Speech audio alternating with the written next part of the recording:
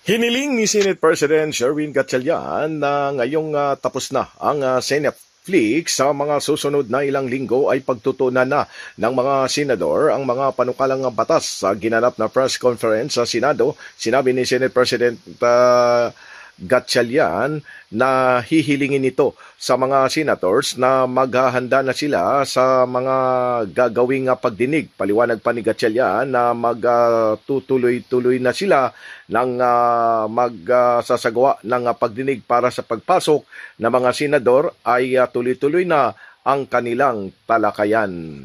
Tapos na ang Senate Flicks, back to work na tayo. So in the next few weeks ay ilalatag na namin yung mga LEDAC bills na dapat matapos at lalatag na rin namin yung mga preparations natin for the impeachment on July 6. Tuloy-tuloy yung aming coordination with our intelligence clusters, enforcement agencies. We started the preparation for in physical preparation for the impeachment.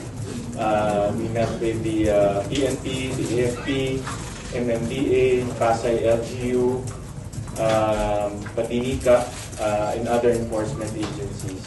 So in the next few weeks, we will focus also on the bill. So we will request the senators to already proceed with their hearings na basa na yung mga members ng committees, na elect na rin yung mga chairman at vice chairman ng committees, so they can already proceed with conducting a hearing para pagpasok natin, tuloy-tuloy na yung mga discussions ng LEDAC bills and also other bills na priority measures ng ating mga senators.